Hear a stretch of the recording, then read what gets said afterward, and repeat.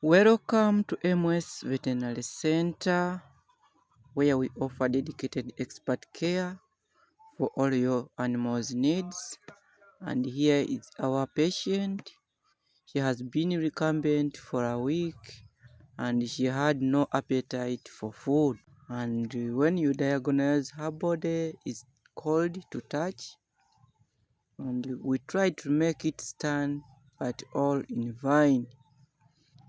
She cannot stand, that is to say, she's recumbent and she looks very tired every time. She cannot stand and shows paralytic syndromes whereby she's somehow paralyzed, and this signifies mineral deficiency, specifically calcium is lacking in her body and she is too weak to stand. Calcium is then paramount and it is so emaciated due to malnutrition. So I'm preparing to put a cannula to be able to supplement it with calcium in her body. But we ensure that the animal is well restrained to promote its safety and the one administering it, determining the distance in between the animal and the calcium source before its administration. Looking for a sterile needle and syringe so as to aid in searching for the jugular vein on the animal, where the calcium will be administered through. Unfortunately, the vein is detected, so we are going to organize the set, but we ensure that the needle, after detection of the vein, it is well closed such that blood doesn't ooze out. Then we test the setup before connecting it to the patient.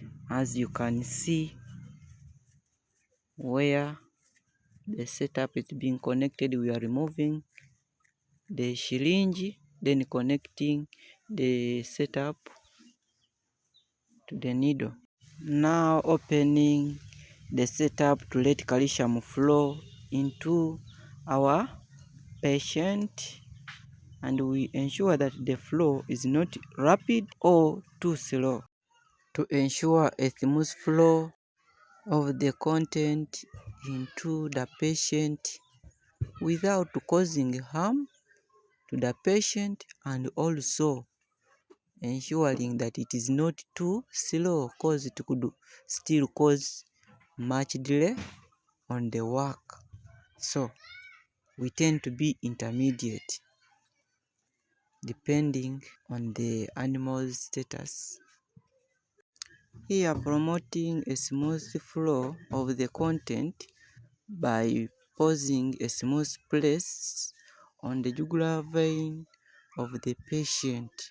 But we ensure hygiene, that is, there should not be blood stains on the patient, then sharing like blood between the patient and the administrator, because that one may result into contraction of diseases from either side.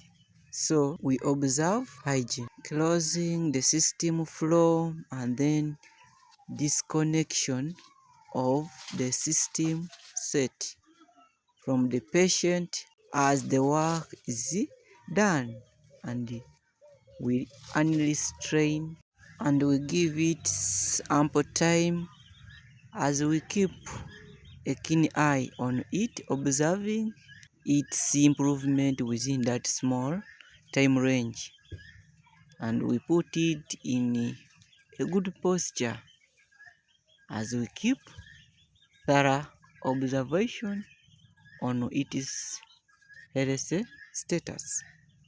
But at least here you see some improvement is there and has started even feeding, which shows its improvement and success. Thanks for watching.